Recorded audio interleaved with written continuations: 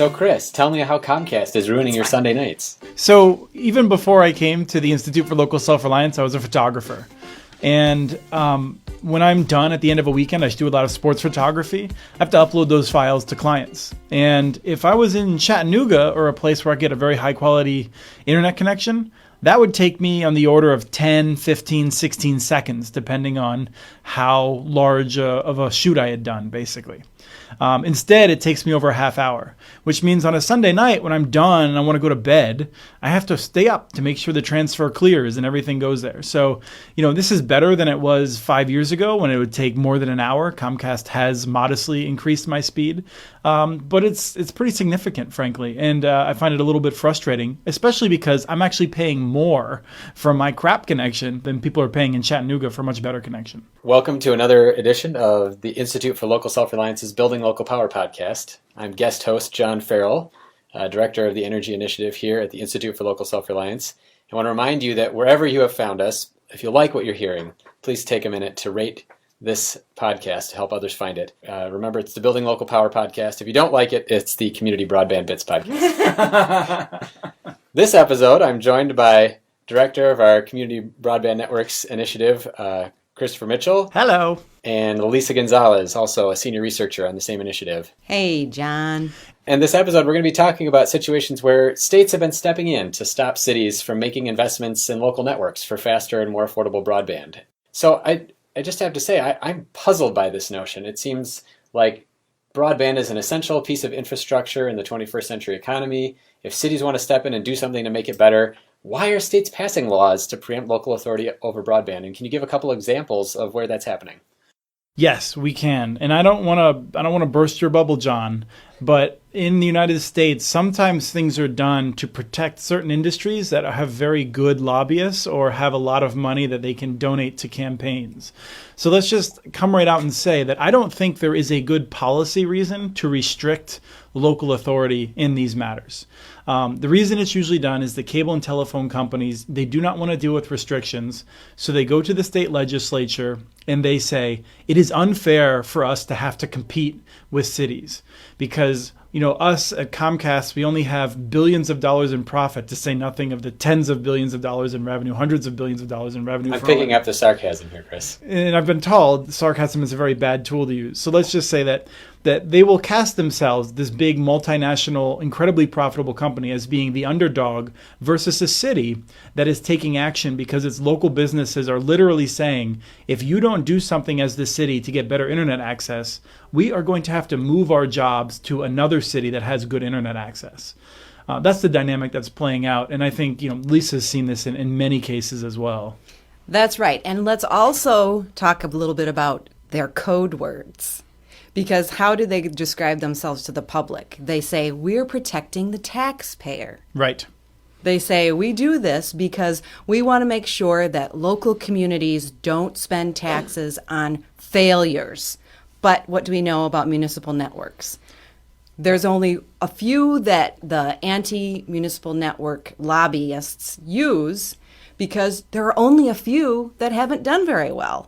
We have a map that has over 400 examples of municipal networks, publicly owned networks that have done very well. And we hear the same 4 or 5 examples used over and over again because they can't think of any more. So this is a great opportunity. Let's name a couple of these places that have taken these efforts to see what it is that these telecom companies are trying to protect us from. Sure. Well, Chattanooga is one that everyone knows about. They have done a wonderful job, but you can find tons about them anywhere you look. So I would say Lafayette, Louisiana is a great example. Lafayette, Louisiana is a place that has incredible culture, but did not have any tech infrastructure. They didn't have a lot of high-tech jobs.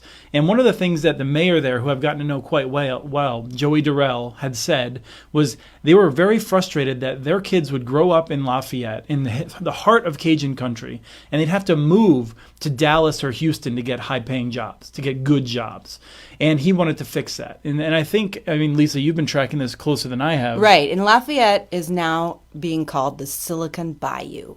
One of the reasons is because they've been attracting companies that are coming there because they have this great network and are bringing high-tech jobs, well-paying jobs. In 2014, there were 3 companies that came there bringing about 1,400 jobs to the community, all because of the network, all because they were high-tech jobs that needed high-speed connectivity. What's better about their network than what they had before? And this is actually what I just want to make a point, because some people will think, oh, well, they didn't have internet access before. But they did. They had Cox Cable, a cable company that is one of the larger ones in the nation. And they had service that was, it was not quite as good as the top cable services, but it was pretty similar cable service you can get in any major metro. And that is not good enough if you're a major tech company. You need very high quality access. And in particular, you need high quality upload speeds. A lot of us at home, we have higher download speeds than upload speeds. And it might be okay because we're not going to upload as much, although that's really been changing in recent years. But if you're a business, you need to make sure you can get files out to clients. You need to make sure you can do offsite data backup, like immediately. You don't want to be waiting all night to make sure that something is backed up offsite to be secured. There's all kinds of reasons in which you need high quality connectivity, which actually even goes, and we're not going to get very technical, but you get into all sort of issues with latency and other kinds of technical measures of quality for an internet connection that you do not get on DSL and cable. So the network in Lafayette then is that it's not only faster than what was offered before, but it also was, I know the term that you use sometimes is symmetrical, which is to say the upload speed is as fast as the download speed. Right. And so you have all of these technical issues that are better. It's basically a modern network or a next generation network, we sometimes call it, rather than a last generation network, an older network like cable and DSL. It's last generation's technologies. Now, here's a couple of other things too, right? They don't raise their prices every year. They don't engage in this misleading promotional pricing where you pay one price for a little while and sometimes the cable company won't even tell you what you'll be paying in 6 months. They have transparent pricing that stays pretty stable over time. They don't try to rip you off. They have good customer service when you have a problem, if you do have a problem. So there's all kinds of other differences too that we tend to gloss over. They've done an incredible job, but there are places that didn't have as good of internet access and really decided that they had to do more. I think maybe it would be just helpful if, Lisa, you've been running the website for a long time now. What are some of the big savings that we've seen from communities building these networks? I think probably the most striking example I've seen of savings is Martin County, Florida. And we did a case study on this a couple of years ago. We did. You did it. Yeah, well, I did most of it. Martin County, Florida had a franchise agreement with Comcast, and it was at the end of the contract, and the franchise agreement had a provision wherein Comcast would provide a network for the municipal facilities to be connected. Cities wanted networks. Cable companies wanted to build in the right of way because they didn't want to have to negotiate with every property owner. So a cable company comes to a city. And when you say in the right of way, you're saying they want to put the wires under the street. They don't want to have to run them from house to house over lots of private property. Right. You don't want to have to negotiate with every property owner, right, to put a pole in there. So they want access to the existing utility poles or to conduit under the ground. And so that's city property. The city manages it on behalf of the public.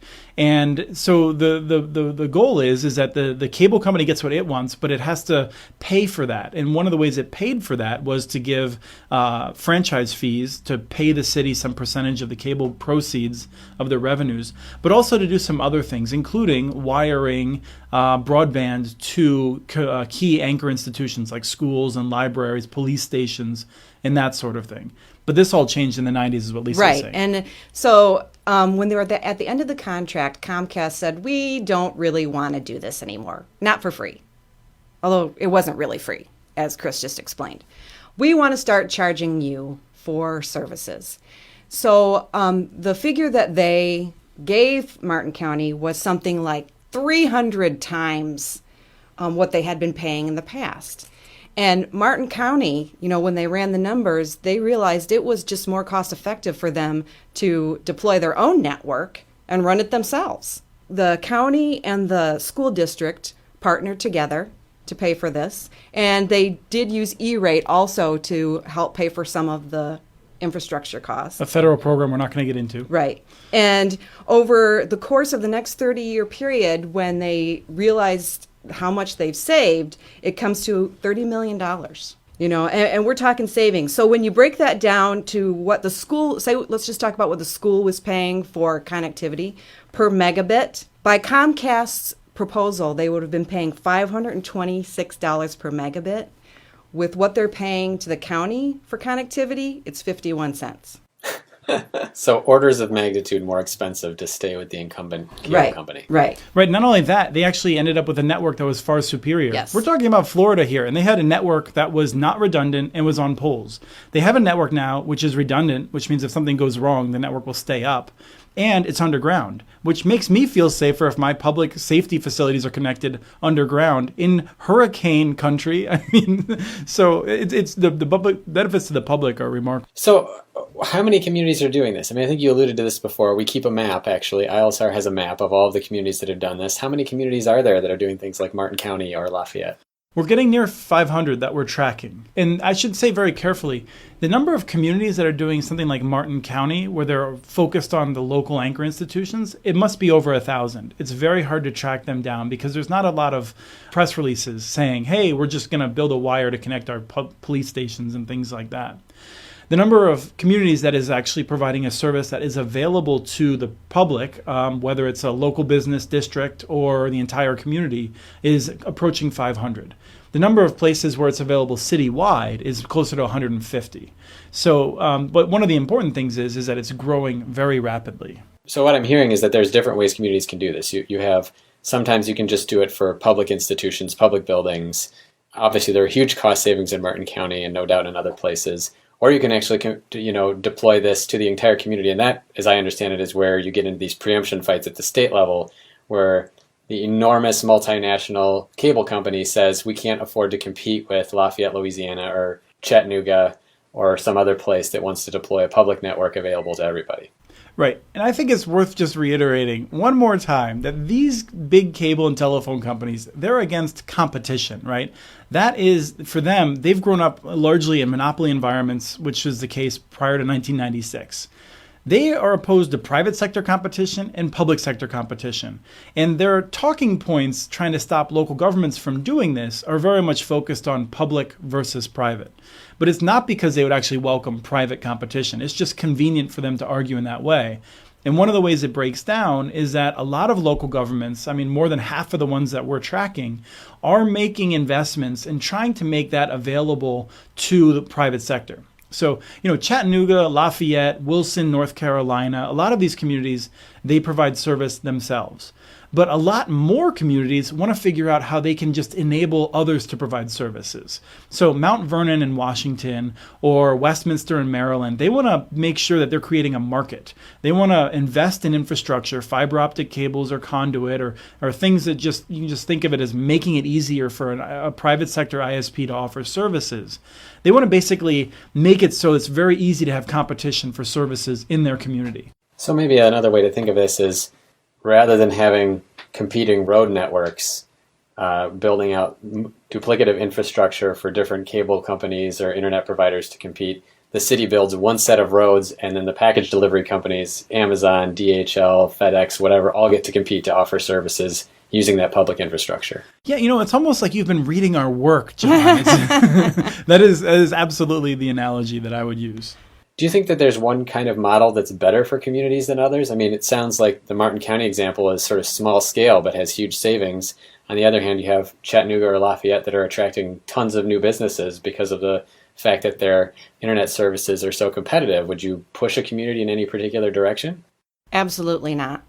I think it depends on what the community wants, their vision, what they need, what they already have. Each community is unique, and we found this out. There are certain characteristics that each community has that they might find similar in other communities that have followed particular models that they may want to investigate further and maybe mirror. But every community is different, and every community needs to approach their answer uniquely. Yeah, and I would just pile onto that and say that it's kind of an interesting puzzle in that most of the communities that have built networks have not used taxpayer dollars. They've used, they've borrowed, and then they've repaid the investors with revenues from the network without using any taxpayer dollars. Now, that's starting to change a little bit, and some communities are looking at this and they're thinking, you know what? we should use some taxpayer dollars. We should build the network, and sure, the revenues from the network will help, but we're going to build it and we're going to make sure that our focus is on indirect benefits, is on education, is on drawing attention, drawing businesses into the community. So for us, we're looking at this as an infrastructure. Now, there's some communities that would say, we would never put taxpayer dollars into this. But there's already been several, and some of them are very conservative, some of them are very liberal, that have said, this is a basic infrastructure, so we're going to use our taxpayer dollars. But when Lisa and I are advising a community, we would never come in and just say, this is the way you should do it. Well, let's go back to the preemption question one more time here. So you have these states, a number of different states. I think a policy was just introduced in Virginia to more severely constrict what kind of municipalities can do networks. They're not putting taxpayer dollars at risk. The vast majority are successful. What's the point of a preemption policy? I mean, who's it serving? Well, it's absolutely serving the cable and telephone companies. The point is, when we have an open discussion about this sort of thing, it's a different result than the normal process. So the cable and telephone companies, they own state legislatures in the sense that they put a lot of money into lobbying. They have great relationships, and there's no natural opposition to them. I mean, you work in energy, John, where tends to be more local groups. Not a lot, but there are some local groups that have some expertise and might be trying to lobby one way or another. And certainly now there's actually groups that are favoring renewable energy that are actually pretty good at lobbying. So let me jump in and just kind of make that analogy, because I was going to ask that specific question specifically. In the electricity business, we have a lot of disruption happening because of solar power. I mean, there are lots of other technologies too, whether it's electric vehicles or what have you, but solar power has fundamentally changed the system in that an individual person can now be a power generator. Are there disruptive technologies like that, or is it, like you said, there really is no natural opposition, so these cable and telephone monopolies don't have any kind of countervailing power facing them down at the legislature? I think that's a hard question to answer, but there's a little more history here, because we went through this all in the late 90s when Congress and the federal government changed the policy and opened it up so there could be lots of competition. We had like 10,000, a little less than that, like 7,500, 8,000 ISPs. And they were called CLECs at the time. But the point was that when you and I, John, when we were in high school, we were getting on the internet. We could go to like any company in town, right? We're using dial-up modems, and we would go to these companies. Those were all these companies that came about from a result of Congress changing policy and allowing them to enter that market. They almost all got crushed and destroyed because of changes in federal policy, because the incumbents were so good at lobbying in the late 90s and early 2000s. And over time, they really learned a lesson. And so, you come back to now, there's not a vibrant movement of independent service providers that are lobbying against anti-competitive bills in the State House, which is to say that when a cable company goes to the State House and says, we need to outlaw this competition, a legislator might turn around and say, well, who can I talk to get the opposite opinion? There's no one. Right? Like, there might be a municipal league of cities, which is then consulting with someone like us to try and figure out what they can say, but that's only one of many issues for them. There is almost nobody in every state whose primary issue is to look after the telecommunications interests of small businesses and residents. So there's just a vacuum. And so honestly, our number one defense when Virginia or Missouri, which are two states which are right now considering these bills to really restrict local authority, our number one goal is to make sure the press is reporting about it. Because when the press reports about these bills, people write in, they get very frustrated, they call, they overload the switchboards in some cases, and then the bill disappears. It's because unlike when they call their cable companies, somebody actually answers the phone. Right. Well, or there's an answering machine. But a legislator that's thinking I can just do this and nobody's going to notice or care. When people start noticing or caring, they think I have other priorities. I'm going to worry about something else rather than this cable and telephone company who I know will be around next year to give me more money to try and push this bill through again, and hopefully no one will notice then. Well, I think we've covered it pretty well about why preemption is a bad idea and how municipal networks can be very good for communities. Let me just say that you mentioned our Community Broadband Bits podcast, which Lisa does an incredible job editing. We have like 240 episodes almost now, cataloging these local stories. So there's a wonderful back catalog that if people are interested in the actual local stories that they can check out. Just out of curiosity, if I'm looking at the map, for example, on our website, can I tell if you've told a story about that community from there? Each city that we've written about has a link to all of our coverage of that community. So you can click on that community and then you can see what we've written about it. And if we have a podcast, it would be included in that. Excellent. Well, that's a perfect reminder for folks who are listening. Please take a moment, whether it's on iTunes or Stitcher or wherever you found this podcast, to review this podcast. Let us know how we're doing. Other people can't learn about it if you don't tell them whether or not this was good or not. I just was on iTunes the other day. They won't even show the reviews until we get to a certain threshold. So help us out there. Remember the Building Local Power podcast if you like it. And I'll leave it there. A final question for you, both for Lisa and for Chris. What's something you've read recently that we should read too? So there's so many different things, but I thought I would come down with a book that I just read, which is quite old, which is The Deal of the Century by Steve Cole, which details the breakup of AT&T in the 80s. I had no idea the deep history, but it really touches on anti-monopoly and antitrust policy, which is something that we care so much about here at ILSR. And I think it's an incredible read to just look back at that era. And I think it's important to note that if you look at the result of that breakup now, I think it's been good in the sense that I don't think the internet would have developed if AT&T continued to have a monopoly. But we also went from an era in which Americans all had good access to telecommunications of the day, telephones that worked at reasonable prices. And we have moved into an era in which our telephones do not work very well, and we pay an incredible amount for our telecommunications bills. So I am a very big fan of competition, but I think it's also important to recognize there are trade-offs, and it is not by any means a clear win to have competition. Well, let me push back on that concept though, Chris, because what you're saying is that competition may not lead to the same outcome as the monopoly did under AT&T. But what I've also heard you say before is we don't really have a competitive marketplace for telecommunications. So maybe we don't know what could be delivered in a competitive market at this point because we've gone from one monopoly that was well regulated to a lot of monopolies that have a lot of market power and political power to crush their competition. You are absolutely right. And I think one of the questions we have to deal with as a country is whether or not we truly want competition, because competition may involve government policy that we're not so comfortable with. One thing here in Minnesota right now is whether or not liquor stores should be open on Sundays. Minnesota is one of many states that has long prevented liquor stores from being open on Sundays, explicitly to, there's some people cite religious reasons, but it's really about preserving small businesses because it's harder for them to be open 7 days a week. That is a policy that a lot of people look at and say government shouldn't be regulating that, but it's also a pro-competition policy. Pro-competition policies are hard, and they may look like the government's putting its thumb on the scales more than people are naturally used to, but that might be what it takes to truly establish a competitive market in a lot of areas. That's a really interesting insight into that law, one that I wasn't aware of, so thanks for sharing. Lisa, did you have a book to share? Actually, I want to recommend a video, and it happens to be on Netflix right now because I saw it last weekend, and one of the reasons why I'm recommending it is because it dovetails off Chris's book recommendation. It's called Genius on Hold, and it's about an inventor. His name is Walter Shaw, and he worked for AT&T back when it was a monopoly, and he worked there when it went through the regulatory breakup. He was a tinkerer, and he was not somebody who'd been to college, and he was just one of those guys who just get it and can do it.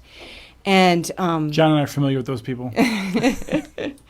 It follows the whole legal story of AT&T breaking up, but at the same time, it talks about the social implications on this gentleman's life because AT&T really had it out for this guy because they were intimidated by him and what he could do. And what they effectively did was prevent him from earning a living. And he ended up working for the mob, creating these little inventions that allowed them to break the law because they could talk on the phone without having their phone calls tapped by the government. And it just follows him and his family and his life, and at the same time, what was going on with the AT&T breakup and all of their all of the stuff that was going on with them. So, I mean, it's just a really interesting story because it talks about anti-competitive implications and monopolies, but at the same time, it brings it to like a real-world sort of perspective. It's called Genius on Hold. Most of the time, we don't go so far as to say that monopoly behavior will make us work for the mob, but I think that this could be an interesting way to learn more about that. Thanks, Lisa. Thanks, John. Thank you, John. You're welcome.